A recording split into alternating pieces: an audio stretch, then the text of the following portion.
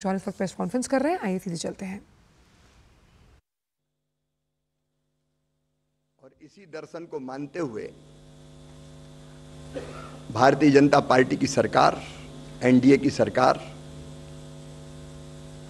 जन कल्याण की नीतियां बनाती है, कार्यक्रम बनाती है। प्रधानमंत्री श्रीमान नरेंद्र मोदी जी के लिए कृषि और किसान कल्याण सर्वोच्च प्राथमिकता है। हम सब जानते हैं कृषि भारतीय अर्थव्यवस्था की रीढ़ है और हमारे जीवन का आधार भी, क्योंकि 140 करोड़ देशवासियों को खाद्य सुरक्षा उपलब्ध कराना यह सबसे बड़ी जिम्मेदारी है। और किसान कृषि की आत्मा है, उसके प्राण हैं।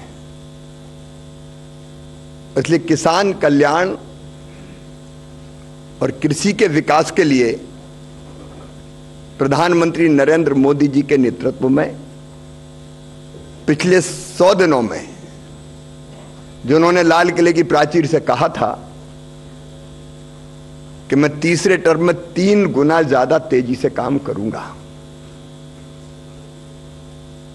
और कृषि विभाग के भी सब अधिकारियों ने मेरे सहित यह संकल्प लिया था कि जब प्रधानमंत्री अकेले क्यों करें, हम सब मिलकर पूरी ताकत से काम करेंगे। और पिछले दिनों हमने करने का प्रयत्न किया है। किसान कल्याण की और कृषि के विकास की जो हमारी रणनीति है वो 6 सूत्रीय है। एक, उत्पादन बढ़ाना। पर हेक्टर यील्ड कैसे बढ़े, और पिछले दिनों जो फैसले किए गए उसमें एक प्रमुख फैसला था 65 फसलों की 109 प्रजातियों के नए बीज प्रधानमंत्री जी ने किसानों को समर्पित किए थे। और वो किसी हाल में नहीं, खेत में जाके ही किए थे। मित्रों, आप सब जानते हैं क्लाइमेट चेंज, ग्लोबल वार्मिंग के कारण नई चुनौतियां कृषि के सामने भी है। और कई बार सूखा और कहीं बाढ़, कई राज्य तो ऐसे हैं कि जो बाढ़ और सुखाड़ दोनों का सामना करते हैं। वैसी परिस्थितियों में अगर तापमान बढ़े तो भी उत्पादन ना घटे और बेहतर उत्पादन हो। जल भराव की स्थिति में कैसे बेहतर उत्पादन हो सकता है, कम पानी में कैसे अच्छी फसलें हो सकती है, फसलों पर लगने वाले जो रोग हैं, कीट इत्यादि लगते हैं, उनका मुकाबला कैसे कर सकते हैं। ऐसी बीजों की ये वैरायटी हमने किसानों को समर्पित की। लेकिन इसमें एक समस्या और आती है, बीज तो बन गया, बीज किसानों के पास जल्दी कैसे पहुंचे। कई बार समय इतना लग जाता है कि ब्रीडर सीड, उससे फिर फाउंडेशन सीड, उसके बाद सर्टिफाइड सीड, तो समय बहुत लगता है। लेकिन इस बार हमने रणनीति बनाई, राज्यों से इंडेंट बुलवा लिए रबी के लिए ही कि गेहूं की अगर वैरायटी है तो आपके यहां कितना उत्पादन करेंगे, ये ब्रीडर सीड आप लेके जाओ। हमारे कृषि विज्ञान केंद्र, हमारे एग्रीकल्चर कॉलेज, यूनिवर्सिटीज के पास जो जमीनें उन पर, और निजी निवेशकों को भी हमने ये बीज उपलब्ध कराया ताकि जल्दी से जल्दी इनका लाभ किसानों को मिल सके। उत्पादन बढ़ाने के लिए दूसरी सबसे बड़ी चीज है, आप जानते हैं, समय पर सस्ता फर्टिलाइजर किसान को उपलब्ध हो जाए। मित्रों, यूरिया की एक बोरी आती है 2366 रुपए की, हम किसानों को उपलब्ध कराते हैं 266 रुपया में। डीएपी की एक बोरी आती है 2433 रुपए की, हम किसानों को उपलब्ध कराते हैं 1350 रुपया में। पूरी सूची है मेरे पास, उपलब्ध हम कराएंगे। लेकिन बीच में रूस और यूक्रेन वार के कारण भी, बाकी परिस्थितियों के कारण भी जो फर्टिलाइजर के जहाज थे उनको घूम के आना पड़ा, समय भी ज्यादा लगा, ट्रांसपोर्टेशन का खर्चा बढ़ा। तो 2625 करोड़ रुपए का एक नया पैकेज सरकार ने दिया था कि इस कीमत पर हम किसान को यूरिया, डीएपी जैसे खाद उपलब्ध करा सकें। और कल आपने देखा होगा रबी की फसल के लिए भी 24,475 करोड़ रुपए केवल रबी के लिए, जिसमें यूरिया सम्मिलित नहीं है,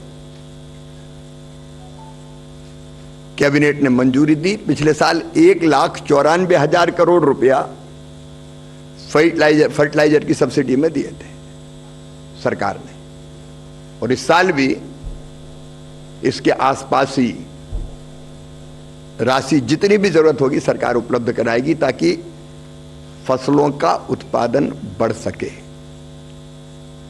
आधुनिक तकनीकी आईसीआर ने 100 नई पद्धतियां कृषि की, उनको डेवलप करने का काम किया है जो उत्पादन बढ़ाने में सहायक होगी इन 100 दिनों में ही। दूसरा हमारा सूत्र है उत्पादन की लागत घटाना। जितना जरूरी उत्पादन बढ़ना है तो उत्पादन की लागत में कभी कैसे आए।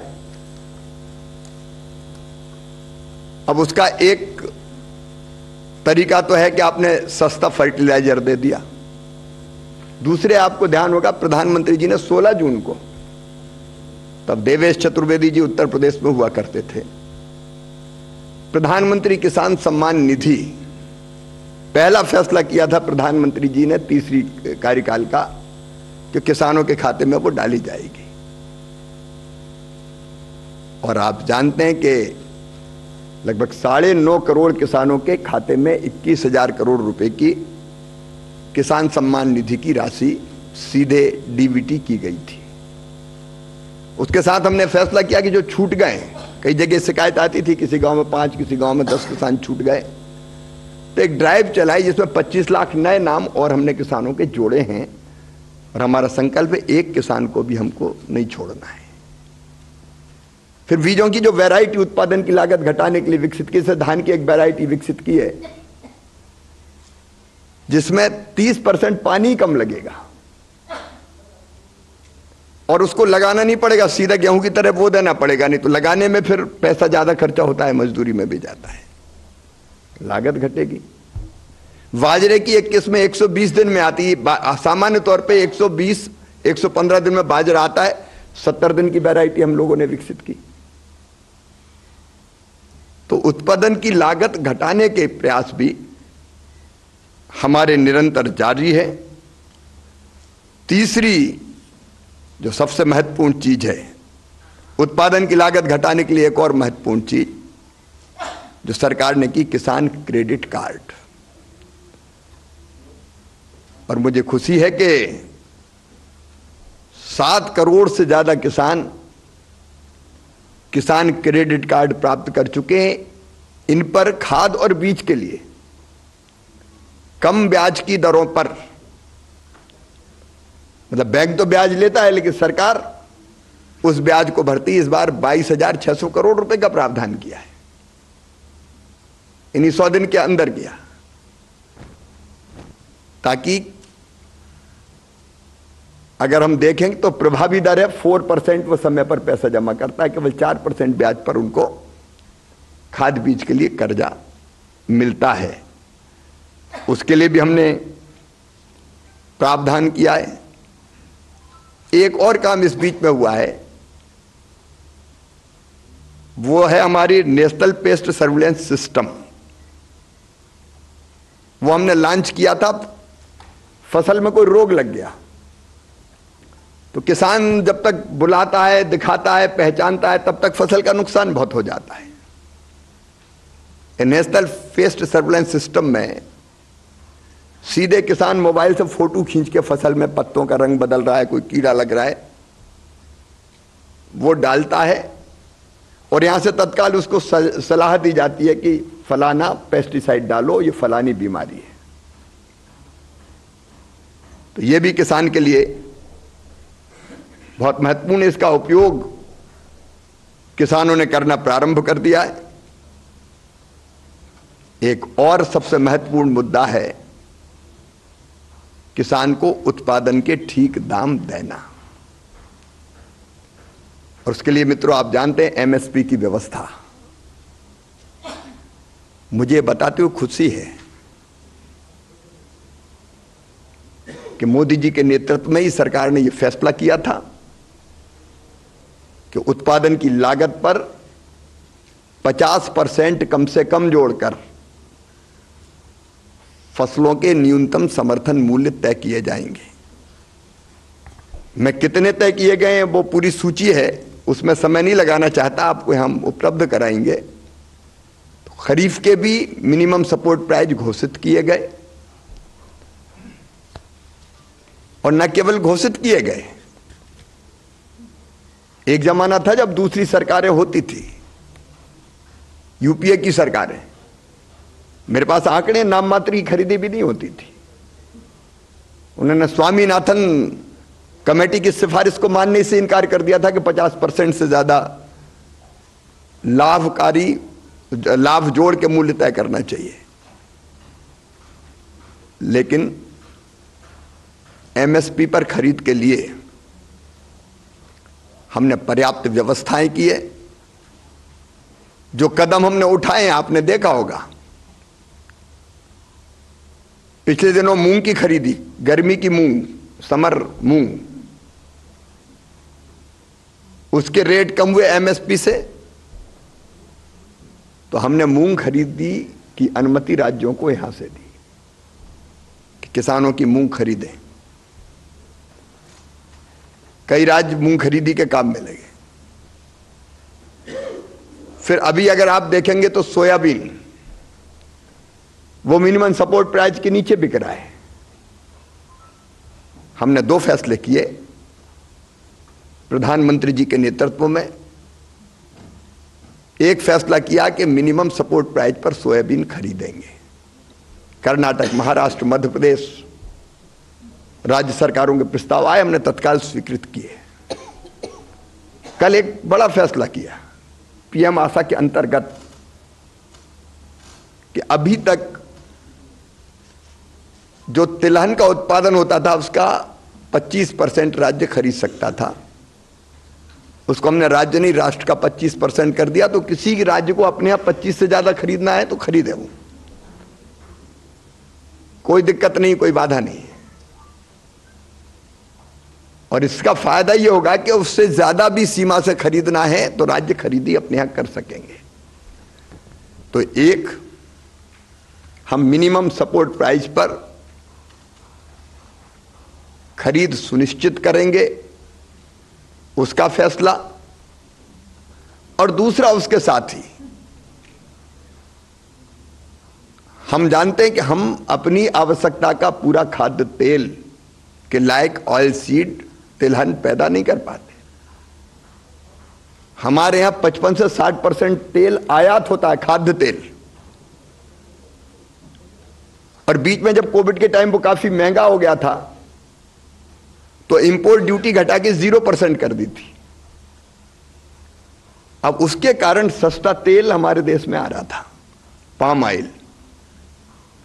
और सस्ता तेल आने के कारण हमारी सोयाबीन इंडस्ट्री उसका मुकाबला नहीं कर पा रही थी और किसानों का सोयाबीन नहीं खरीदती तो नीचे जा रहे थे सोयाबीन के रेट।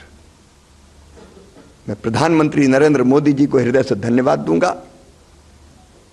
किसानों के हित में यह फैसला किया गया कि खाद्य तेल पर जो इंपोर्ट ड्यूटी 0% है उसको बढ़ा के 20% कर दिया गया, ताकि सस्ता तेल ना सके विदेशी। और उसमें और सेस वगैरह सब अगर लगा के आप जोड़ेंगे तो 27.5% होता है इफेक्टिव। जो इंपोर्ट ड्यूटी लगती है, रिफाइंड तेल का भी बढ़ा दिया गया। रिफाइंड ऑयल का लगभग 37% हो गया। अब इसके कारण हमारे यहां सोयाबीन के रेट बढ़ेंगे, ये विश्वास है। केवल सोयाबीन नहीं, बाकी भी सरसों भी, मूंगफली भी, ग्राउंडनट। मैं ये इसलिए आपको बता रहा हूं कि हम दोनों तरह के प्रयत्न कर रहे हैं। एमएसपी पर खरीदें भी और नीति भी ऐसी बना दें कि जिसके कारण लाभकारी मूल्य किसान को मिल पाए।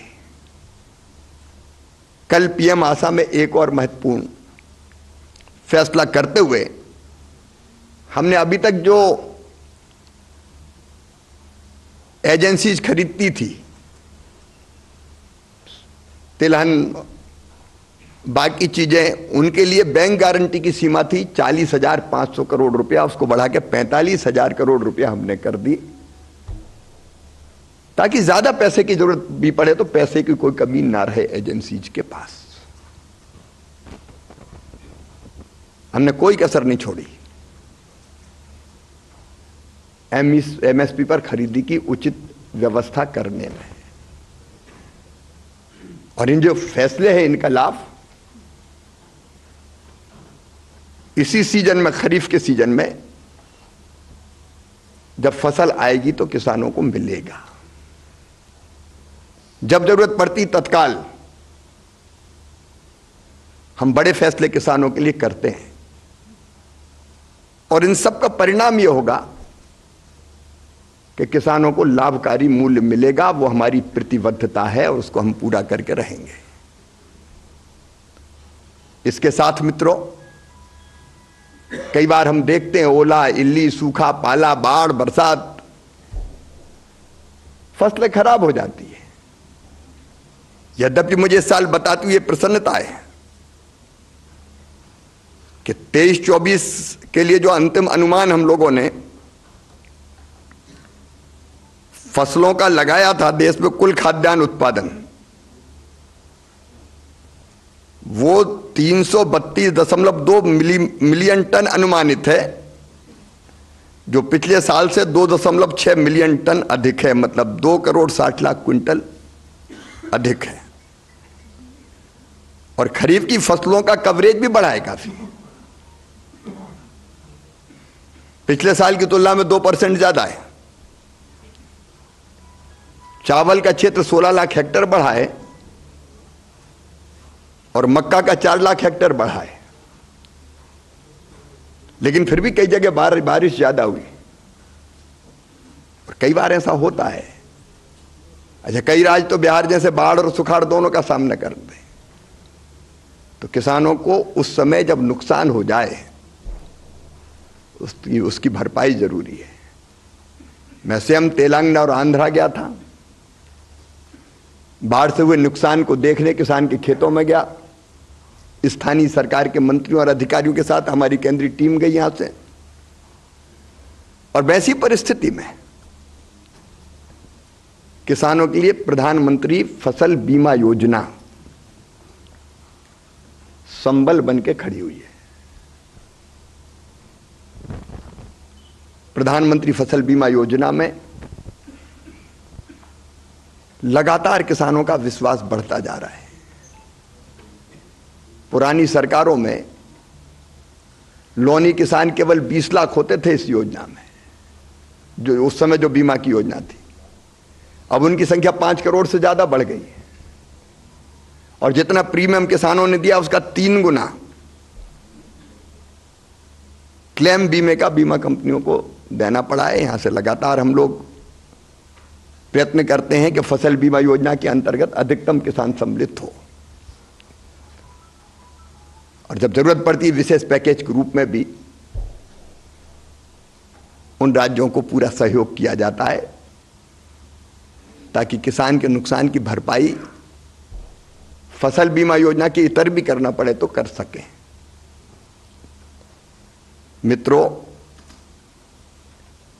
हमारा लक्ष्य है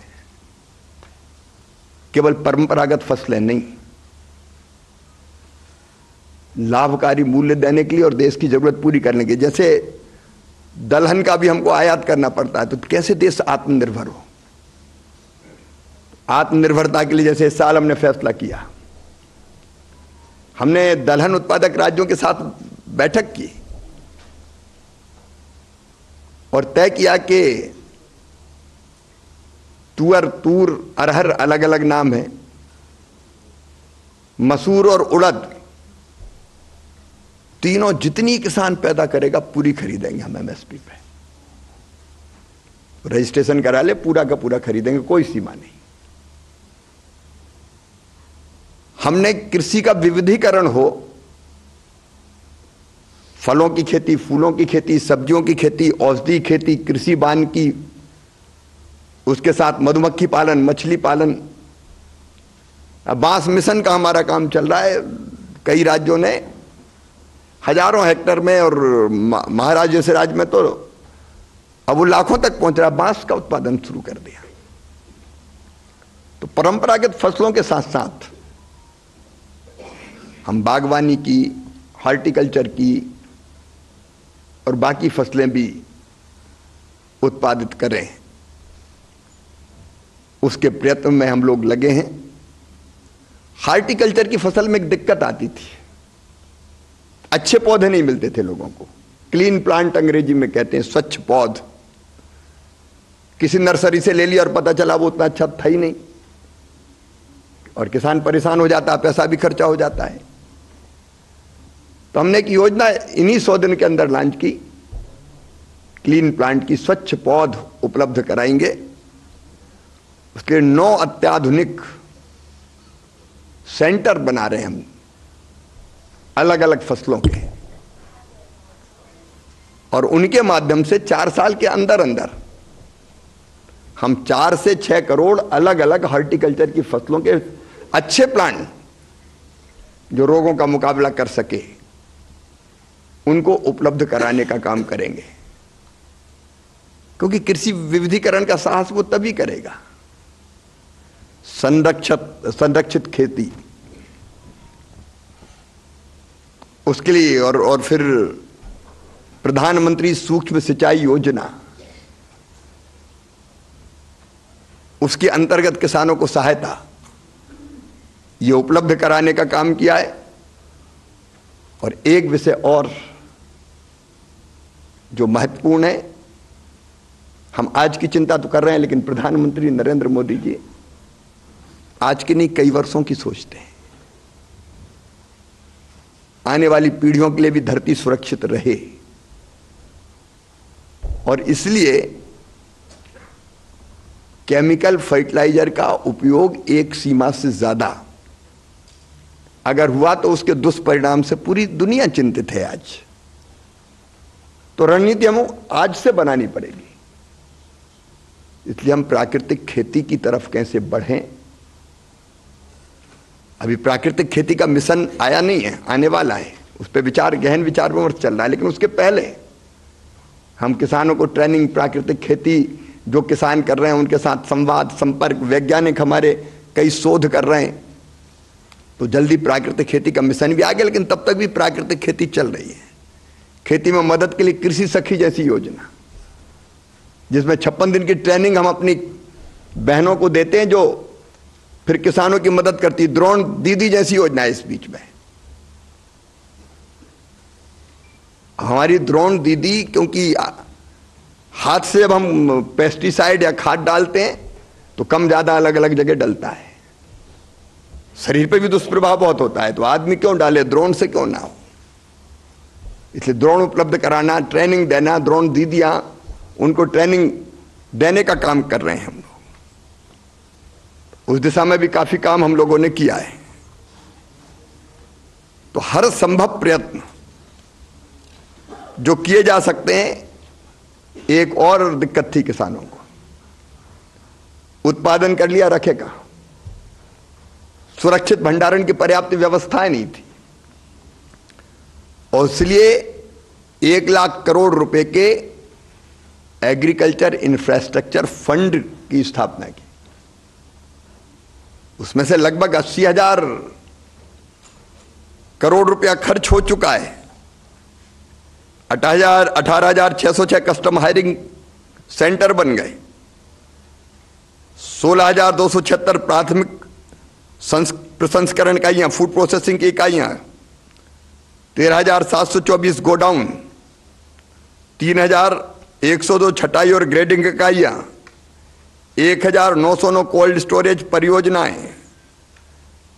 इसके अंतर्गत 76,400 परियोजना स्वीकृत हो चुकी है और पिछले 100 दिनों में लगभग रोज 100 ऐसी परियोजनाओं को स्वीकृत करने का काम हुआ है।